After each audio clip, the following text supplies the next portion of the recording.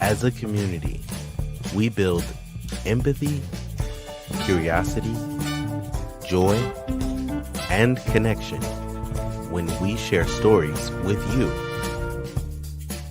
Welcome to Storytellers Project, part of the USA Today network. Hi, I'm Lee Guidry, Children's Issues Reporter for the Daily Advertiser in Lafayette. I've covered Louisiana schools for the last 9 years, which has afforded me the privilege of telling the stories of the students, teachers, and families in our communities.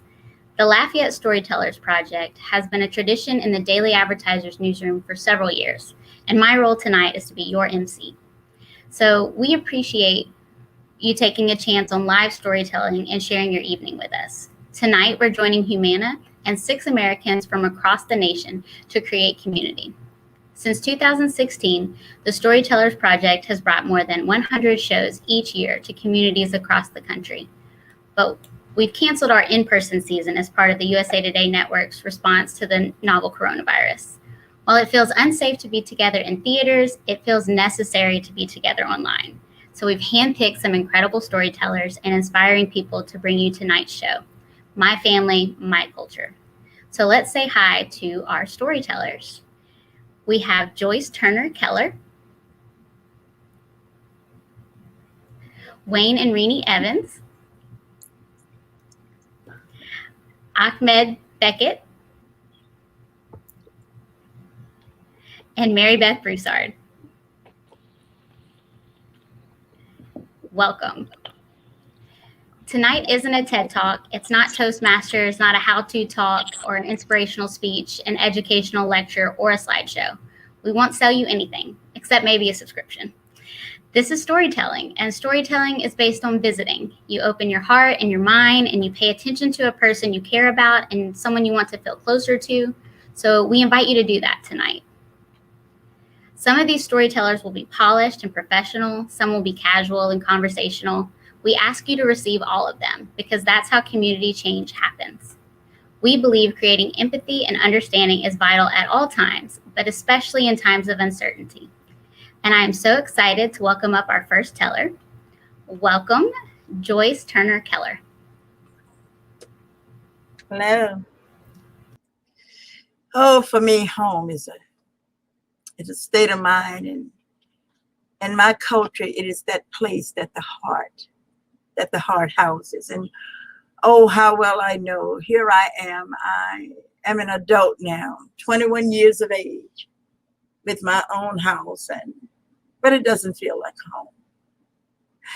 I worked until midnight, stopped to pick up a shrimp dinner, thinking of sharing it with my grandmother, as I'd done so many times before. I get home, no one is there. Kick off my shoes, but the house is so quiet. Not a sound. This is one night I should welcome, but I don't. There's no joy. There's no happiness here. I try eating the meal that I picked up, and each bite makes me feel even lonelier. This is not my mother's kitchen, even though the table is beautifully set. I miss the chatter at each meal. I'm just not used to eating alone, and hoping fatigue will set in so I can sleep with no love. So I jump up, I put on my shoes and grab my purse and my keys. And oh, please don't let me forget that shrimp. Into my car I go, driving down a starlit highway to my grandmother's house in Florida, where there were no street lights. But I know when I get there, I'll find the love, the peace, and the feeling of being home. The night is dark, and the ride is 23 miles long, and all I can hear are the sound of the tires on the road. I find myself thinking of the many times I wanted to get away from what I am running back to. In my culture,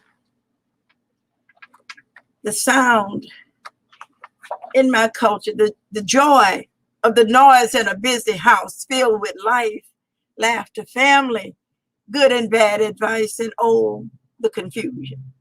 This is what home is. The feeling of security and belonging. Finally, I arrived at my grandmother's house, and before I can knock, she yells, "Is that you, Joyce?" She knows the sound of my high heels on the pavement. She opens the door, I walk in, and she said, "Where did you bring me, girl?" I hand her that one last shrimp from the box. She takes it, hugs me lovingly, and invites me to sit on her bed, something she never does. And she eats the shrimp and she smiles at me lovingly. There I was. You see, in my culture, a Black woman was to stay with her husband no matter what he did. You mean you stuck it out and you went through the suffering and the trauma and you kept it to yourself. You see, a smile could hide lots of pain, but no, not from my grandmother. And there I was thinking nobody knew what I was going through but me. And little did I know. You see, my grandmother sensed I was being mistreated. And without saying a word, I knew from the way she held me. And she began to pray for God to change things. She cried out, "Lord, you made her. You know all about what she's going through. Please be with her in her dark hours." You see, I know you can deliver her because, Lord, I believe your word. Amen, amen, amen. But oh, how the lessons of my past would shape my future and who I would become. As I look back to yesteryears and recall my upbringing and my spiritual foundation of prayer, I know that it was because of my grandmother and my mother. My mother used to pray, asking God to take care of her children and never let them go astray. Many a night she would cry out to the Lord and she would give him praise even before she saw the answer to those prayers. In my culture, we are taught that if you can pray about it, you don't worry about it. You shout because you believe it and you wait to receive it. You see, after a very traumatic marital experience, I found out how powerful prayer could be. You see, after many years of tears and fear and sleepless nights, I found myself reaching way back to that night that my grandmother prayed for me for things to change, and I began to repeat those words with the same passion as if she was right there beside me. I cried out, "Lord, you made me. You know all about me. You know what I'm going through.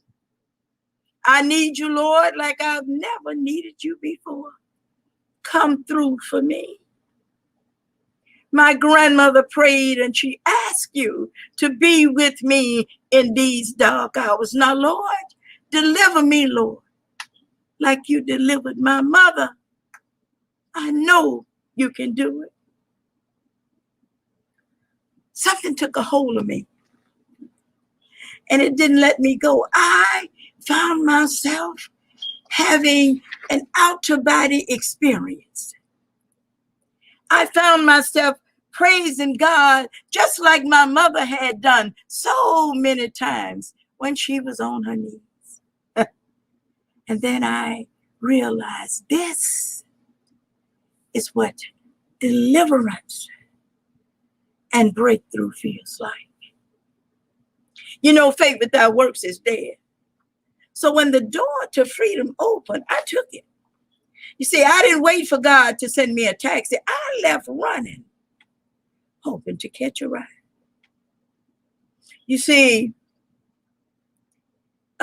in my culture, a strong prayer life, it will sustain you when all else fails. After almost 60 years in the ministry now and going through the school of hard knocks and the valley of mercy and forgiveness, I am that vision that my grandmother and my mother saw. I am all that God created me to be. And today I am the elder, the counselor, the teacher, that safe place for family to call home. That place where I can lead others to freedom by sharing my life experiences, giving them the courage, the empowerment, and resources to overcome every challenge, climb each mountain with a vision of a brighter future, knowing they can become their best selves by loving themselves and believing in their dreams. No matter how dark the path, day will dawn again and they will smile. Watching my grandchildren and my children rise above adversity and become entrepreneurs, independent and self-assured, that is my greatest blessing. Having mentored each one separately, because each has a unique calling on their lives. When they are told that it is arrogance, they quickly respond. This is confidence. This is motivation. This is drive. They know this from having watched me in public and private settings. My youngest son, Lakem, he had challenges to overcome and was never mentally imprisoned because, you see, I told him always to see himself free. And from college to incarceration, from prison to a penthouse in Omaha, Nebraska, I told him to never have an I can't and I won't. He has an I can't and I won't fail attitude. So putting one foot before the other each morning as I rise, I rise with the mindset of victory.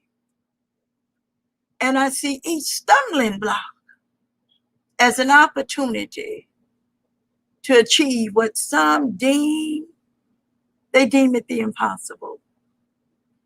This will be the legacy that I leave to the next generation of leaders. I will instill the need for strong family ties where the table is always set with loud conversation, where you can come back and you're spiritually fed, you're nurtured, and you're restored. And we break the cultural curses of bondage from the past, knowing that you can always come home again. Not to stay, but to feel and regain from the past a sense of self, and feel the love, and you bask in the serenity of our ancestors' answered prayers. And oh yes, yes, I know I am home again.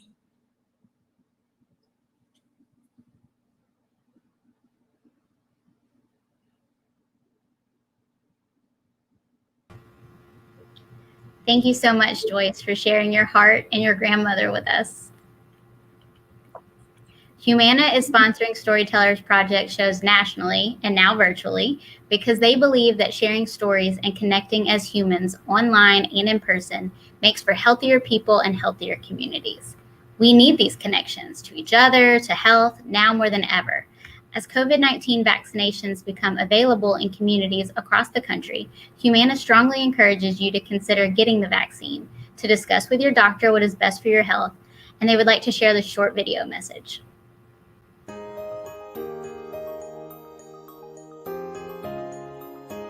It's actually not possible to get COVID-19 from any of these vaccines because they are not using live virus. Short-term side effects that were observed in the leading COVID-19 vaccine trials included injection site pain and redness, fatigue, muscle aches and pains, joint pain, and headache.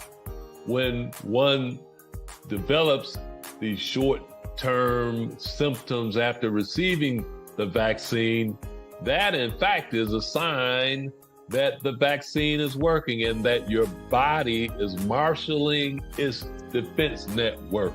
It's important to note that none of these vaccines can give you COVID-19 since they only express a protein from the virus that allows your body's immune system to generate antibodies.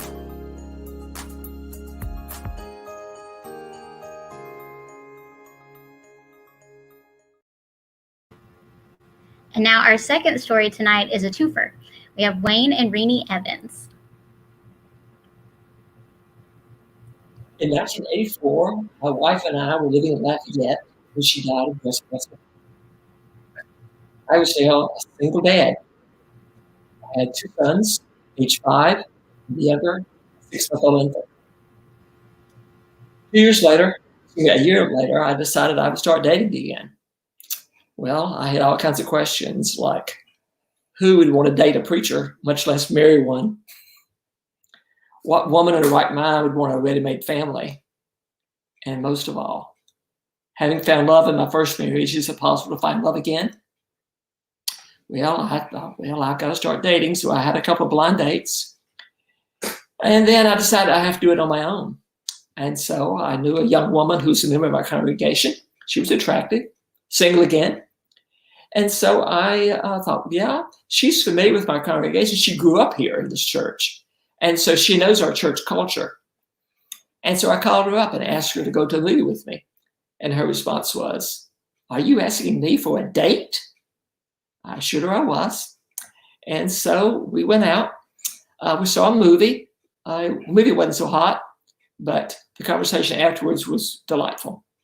A couple of weeks later, I said, why don't you bring your two children, a boy and a girl, to my house for dinner, and the 6 of us will eat together. And so she walked in the door, and I think she was a bit surprised and impressed because I had fried chicken myself. And so we sat down to eat, said a prayer, and as soon as I said amen, a glass of milk got spilled. And then another, it was like cars rear-ending each other in a chain reaction collisions. 5 glasses of milk got spilled during the course of that meal. We spent more time mopping up milk than we did sitting down to actually eat. When that disastrous evening was over with, she walked out the door, and I figured, well, she'll never come back here again.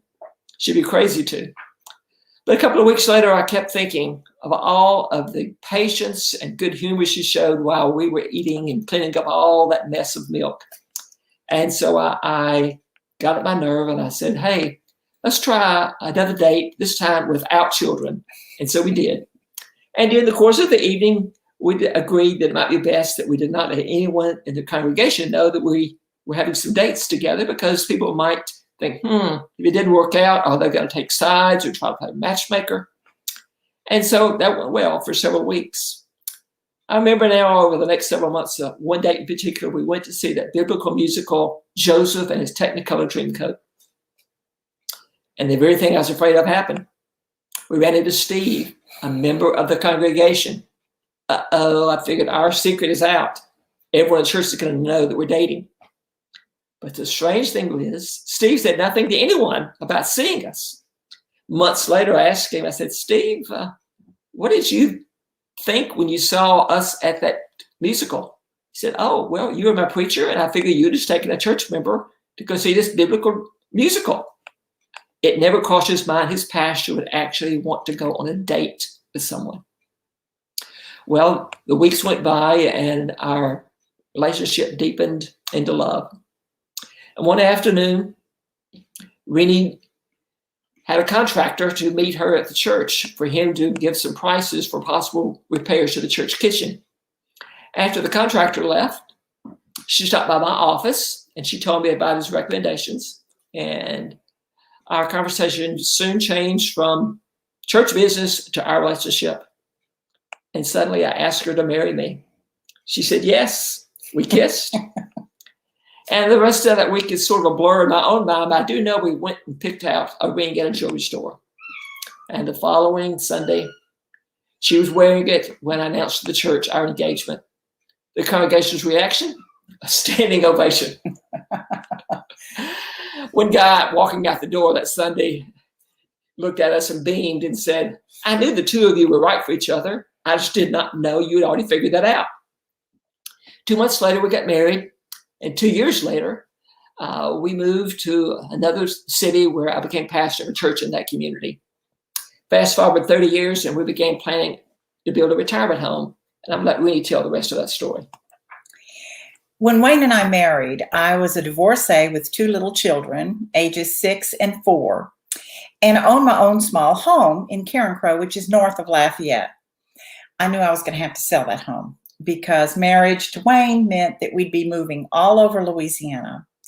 It also meant I'd become a preacher's wife, that we'd be blending a family with young children, that I'd be trying to keep up with a man whose schedule depended hourly on the church calendar. But the hardest transition for me was moving into a church parsonage. I had my own home. Moving into a house that was owned by the church, maintained by the church, furnished by the church, decorated by the church with 4 little children was often a disaster. However, we had a wonderful life. But those church parsonages were a big fly in the ointment. So imagine our delight when we got to choose not only where we were going to live, we went back to Carencro, but also to design the house that Wayne and I were going to live in together. Okay, after 10 of those church parsonages. Wayne wanted a bookshelf-lined study and some brick on the some stone on the front of the house. I wanted a big back porch. And the rocks that the children and I and Wayne had collected on all of our family vacations, I wanted those incorporated into the stone facade of our fireplace. For the next part of our house, I've got to take you back about 20 years. The church that Wayne and I met and married in closed and relocated a few miles north in the city to a larger piece of property. Okay, and the congregation being thrifty people, they moved much of the church furnishings from the old church building to the new church building. Okay, many of my family still continue to worship there. In 2010, the new church building burned. Once again, the congregation moved those furnishings, only this time to the curb. Well, my sister Cindy's boyfriend thought he spied some salvageable furniture out of the curb. And because he wanted to make points with my sister, who loved to do woodwork, loaded up his truck and brought it to our workshop, where much of it sat for several years. Let's come back to 2015. When my sister Cindy was looking at the floor plan, she saw that we had a peninsula in our kitchen. And she said, what are you going to top that peninsula with? I said, I hadn't thought that far. She said, come to my workshop. So we went to her workshop and she showed me this fabulous, huge solid wood slab. And she explained. She said, this came from our original home church. She said, Raleigh brought it in some of the debris after the church fire. She said, I'm so sorry. I couldn't save the whole desk, but the top was too fabulous to turn loose of. What'd it do? And I thought, oh my goodness. Our home church had 2 desks. There was a little bitty tiny secretary's desk, and then there was the great big pastor's desk. Okay? Both pieces of furniture went from the old church building to the new church building, and they were used for many years before the fire. The desk that Raleigh salvaged, the top of which that Cindy saved, was the very desk where Wayne proposed to me in his office in 1985. Oh yeah, it would do. When I brought that slab to our chief carpenter, he got misty-eyed when I told him the story, and he promised, he said, I will fit and finish that peninsula top to perfection. And so in 2015, in June, just a few days after our 30th wedding anniversary, we came home to find that beautifully refinished desktop turned peninsula top sitting literally in the center, in the very heart of our home. What an affirmation of the risk we took in saying yes to one another. What a benediction on the life we had had since then. We've served so many meals at that desk-turned peninsula, not only to our children, but our grandchildren, and even a great-granddaughter. Yeah. And yes, they spilled some milk there. We had to clean up as well. Quite a bit. And yes, we found that love is wonderful the second time around in a home built on a desktop.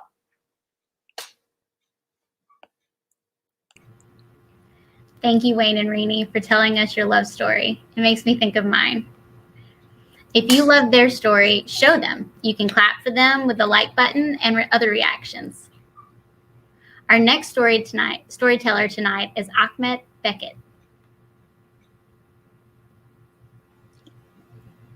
I grew up in Cairo, Egypt, where young men are expected to do 2 things after they graduate from college: look for a job and look for a wife. I was successful finding a job, but I didn't have much luck finding a wife. When I graduated in 2007, I kept looking, but I didn't have much luck. In 2011, I moved to the United States to accept a scholarship from Fulbright and to teach Arabic as a second language at Georgia Southern University. And I was on a mission to look for 2 things: looking for a wife and also look for a master's degree in political science. I was successful to get accepted in a master's program, but I didn't have much luck finding a wife. Until one day on April 2014, I met with a good friend of mine. His name is Salman Siddiqui, and I talked to him about my plans. And he said, Ahmed, why don't you talk to Salim, who happened to be a visiting professor at Georgia Southern University, and he lives in Mobile, Alabama. He might have a good match for you. I talked to Salim and I said, here are my plans and I'm looking for a match. He said, you know what? There was a young Palestinian American woman who was might be a good match for you 2 weeks ago, but unfortunately she's engaged now. I said, wow, in 2 weeks and she got engaged? Things happen very quickly here. Then he told me, I will talk to my wife and I will see if we might have a good match for you. I said, great. So 2 days later, Salim called me back and say, I have some good news for you.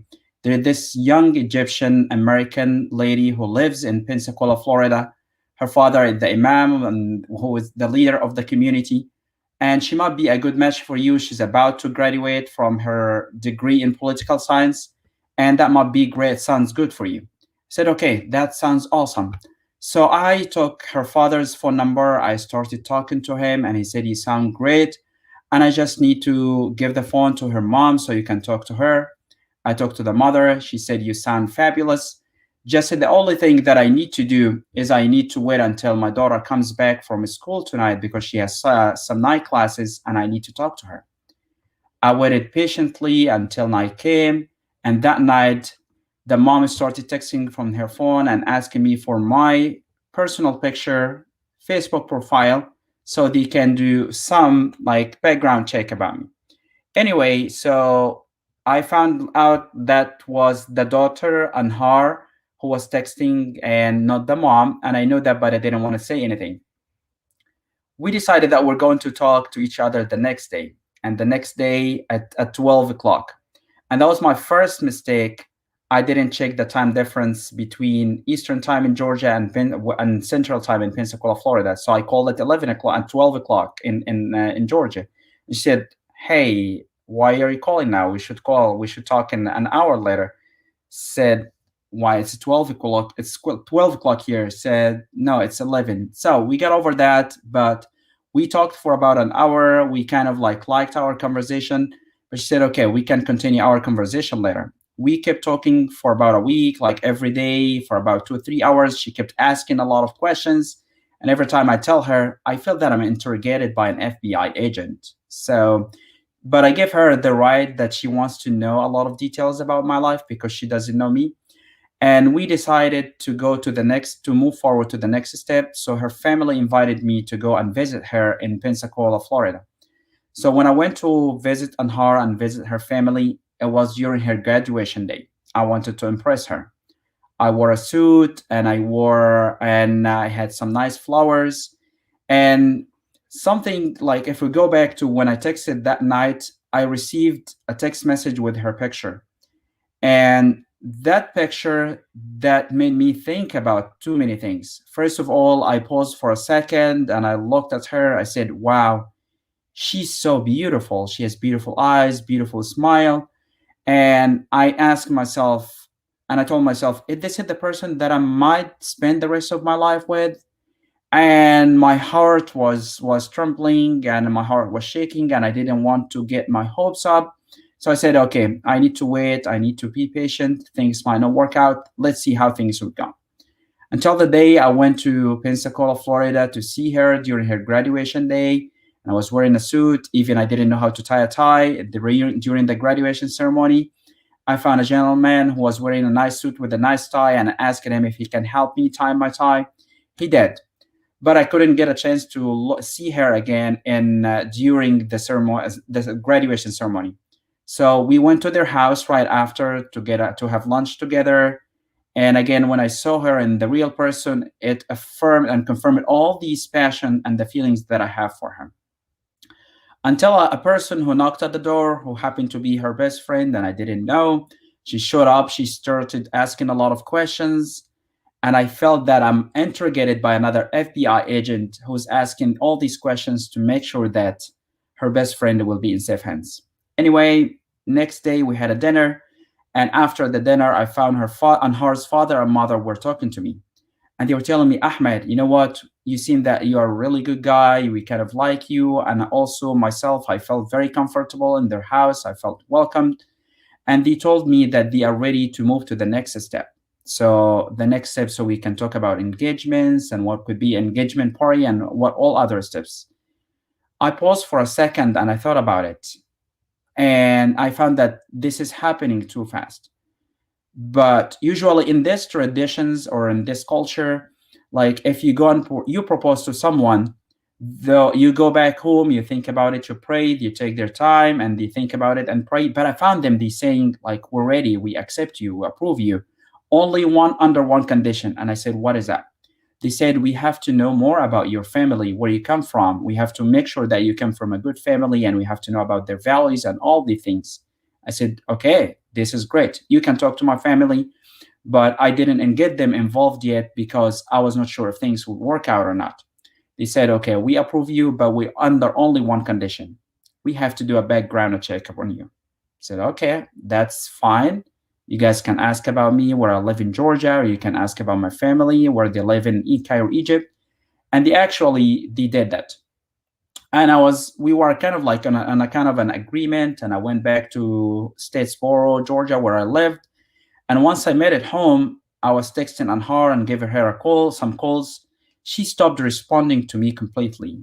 And I was scared. And I talked to her mom and I asked her, "Did I do anything wrong?" And I asked her sister, her best friend, "Did I upset her? Everything is okay?" She said, "You're okay. You're right. Just like chill. She just needs to take her time and takes her space." Okay. I said, "You guys have my phone number. Just let me know how things would go." And I decided to go on a vacation to Tennessee and spend some nice time in a cabin with some of my friends from Georgia Southern University. And I was enjoying the breeze there. And after one day, we were having our breakfast and we're drinking some tea and we're joking and laughing. I found my phone was ringing. And it turns out to be her father. Again, my heart was shaking. I was not sure this is going to be the yes or the no. I really like her and I want to be with her. So the father gave me the answer. The father talked to me and said, "Hey, Ahmed, good news. Congratulations. We accept you and we're ready to move to the next step." I said, "Okay, that makes me feel better. But do you mind if I can hear this from Anhar if she's close to you?" He said, "Yes, she's right next to me." I gave her the phone and I talked to Anhar. I said, "Listen, this is what your dad says. He approves. So what do you think? What are your thoughts?" I said, "Yes, I agree with that." Later on, I found that she told me that was a smart move, that I did that because if I didn't do that and things did not work well, she would tell her parents, that they are the ones who approved me, not her. So she liked that. But later on, we decided that we are going to go to Egypt. So she went to Egypt first. I followed her. We had the engagement party over there. And my family met with her family. Everyone is excited. Every time our feelings towards each other kind of getting stronger. And it was the first time telling her that I love you. And then she said, "I love you too." And 2 weeks later, after our engagement party in June 2014, she told me, "What do you think when we go back to the United States and we can do our religious ceremony, Katbul Kitab, or whatever they call it, the nikah, so we can do it in Pensacola in August before the fall semester starts?" I said, "Okay, that sounds great. But don't you think that things are going so fast?" And also, usually, the man who takes that step and asks about these next steps and the time frame. I said, "Yeah, I know, but I know that you're the perfect man for me, and I know that you are that, and I'm the perfect fit for you too." And I thought about it. I know that I had some feelings, but I was not sure. But I told her, "Okay, I think this is a great idea. Let's do it." When we went back to Pensacola, Florida, we had the religious ceremony, Katbul Kitab, the nikah. We were happy. And then I spent like a few days more with them. And then I had to go back to Georgia to start the new semester.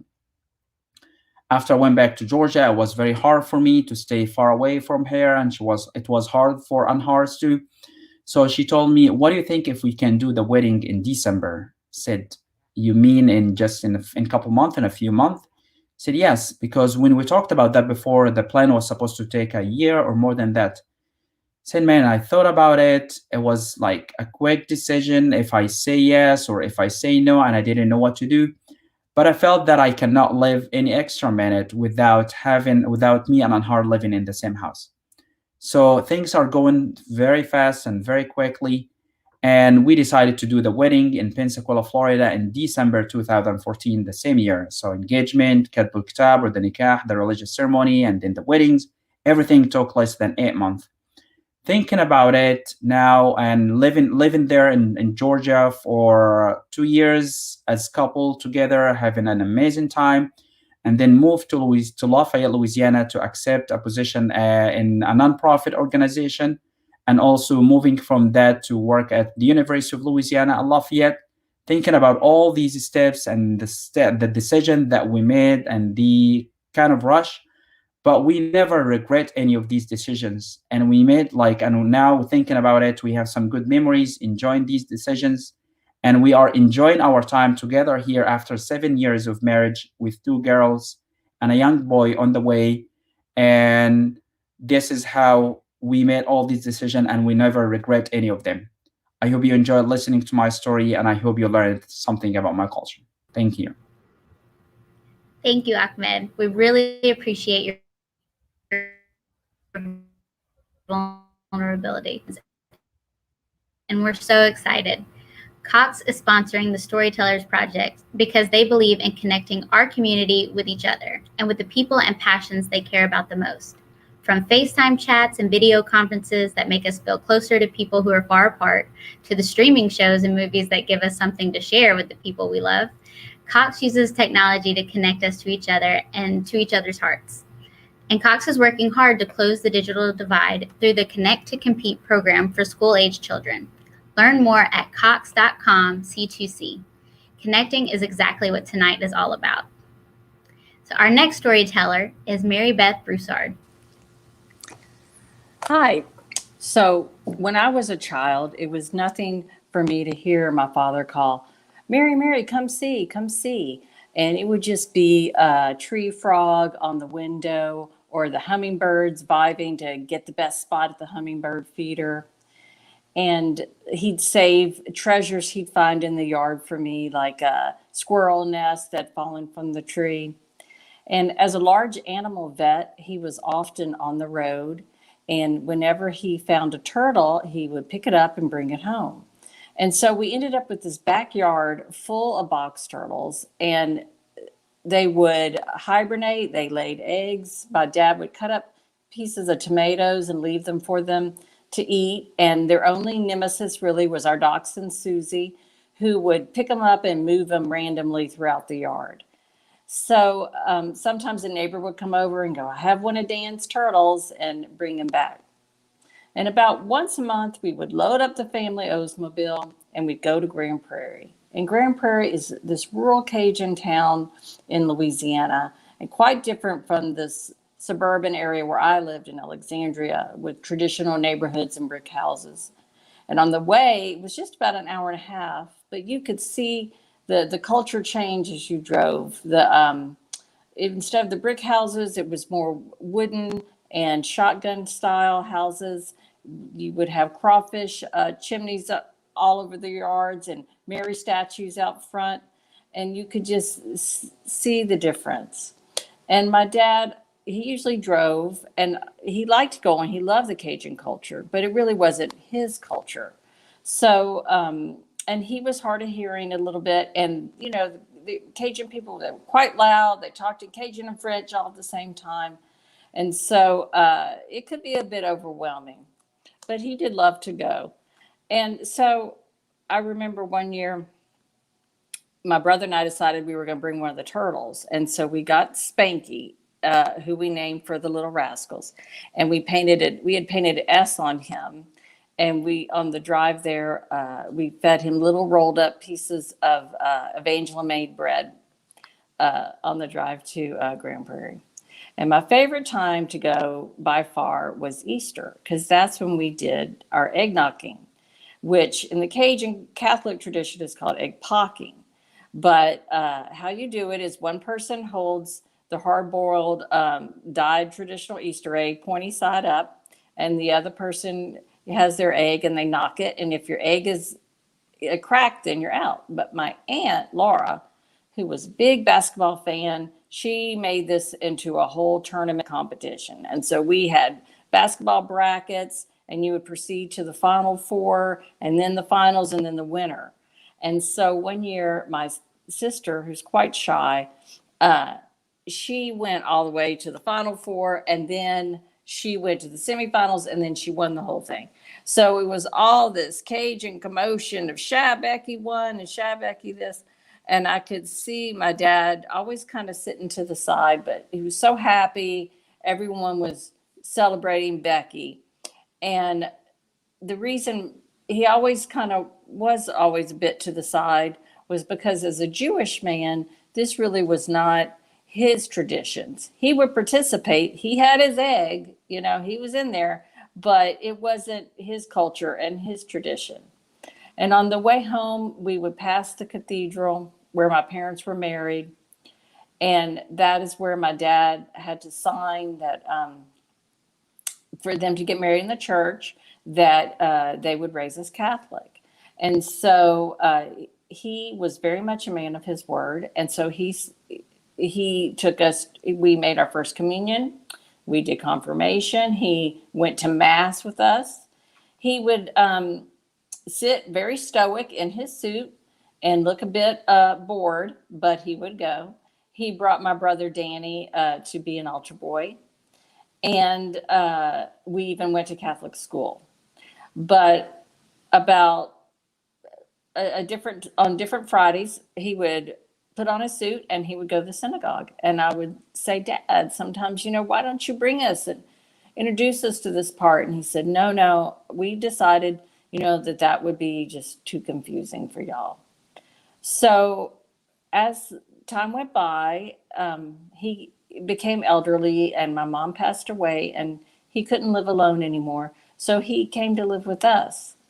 And my dad was just this very low maintenance, bookish, easygoing man. And he just really needed National Geographic, Archaeology Digest, Discovery Channel on TV, Animal Planet, and he was good. And so we brought him into all the parts of our life as much as we could. He went to ball games and dance recitals and got to see the kids when they dressed up for prom, and he went to Halloween neighborhood gatherings, and we brought him to everything we could. And he loved the Science Museum as well. But his favorite place was by far the Lafayette Parish Public Library. And my dad moved at a turtle pace on most days, excuse me, but not when he went to the library. When he went to the library, he was on a mission.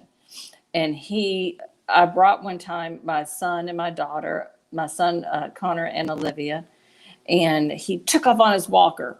And my daughter said, "Mom, you're just going to let Papa loose in the library?" And I said, "No, he's fine." And then Connor said, "Olivia, he's fine. This is Papa's natural habitat."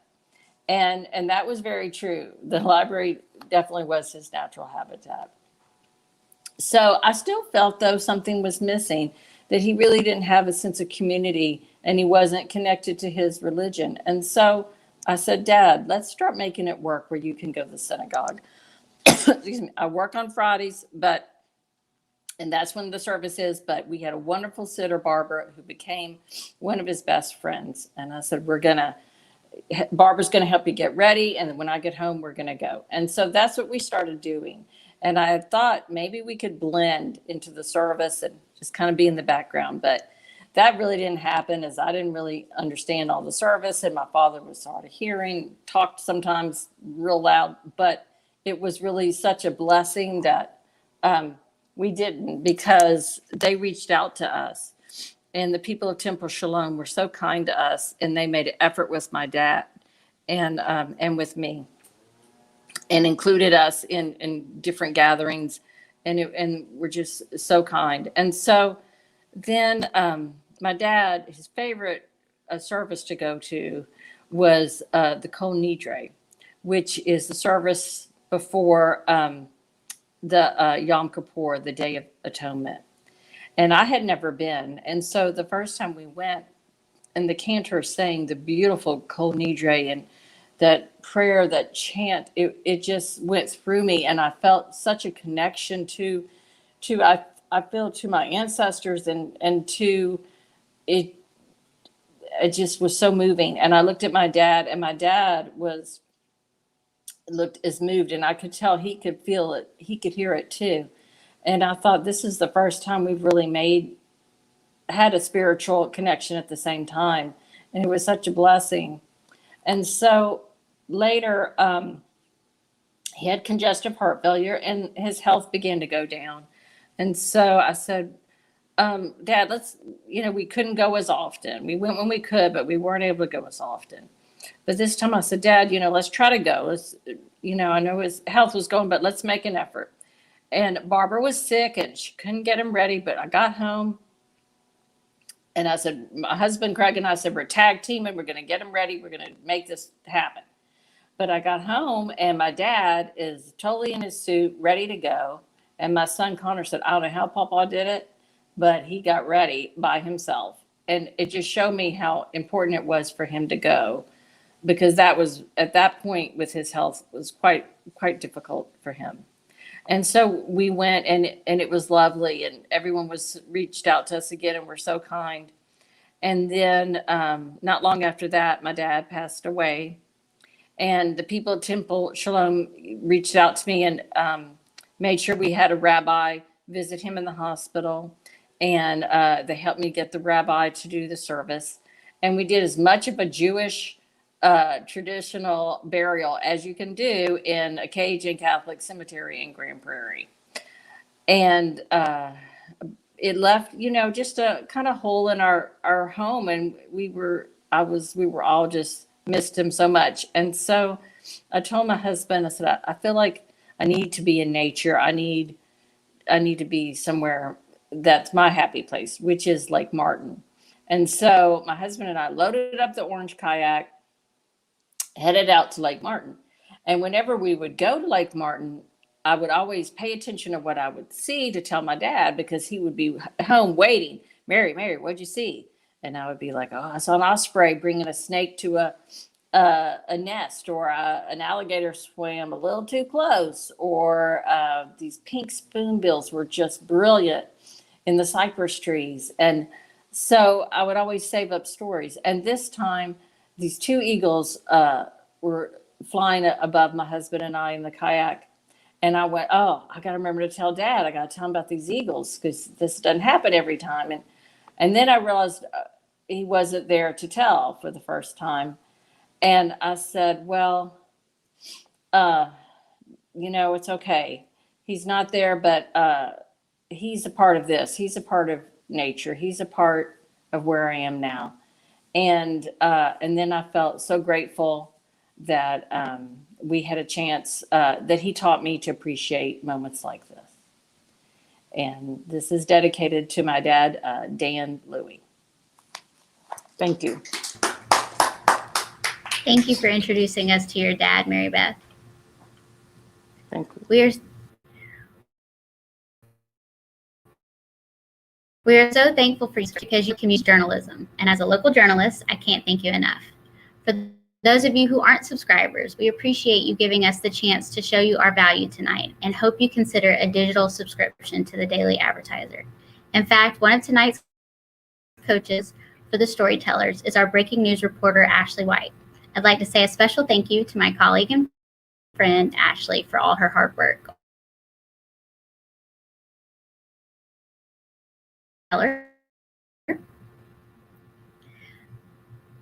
Ahmed Beckett, Wayne and Renee Evans, and Mary Beth Broussard. And on behalf of the Storytellers and the Daily Advertiser, thank you for making us a part of your evening. Have a great night.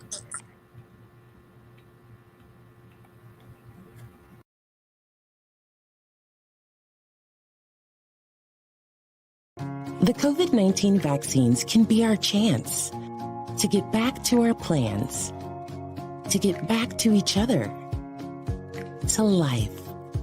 But it's okay to have questions, like, how were the vaccines tested? In rigorous clinical trials among adults of diverse backgrounds. Find the latest information at getvaccineanswers.org.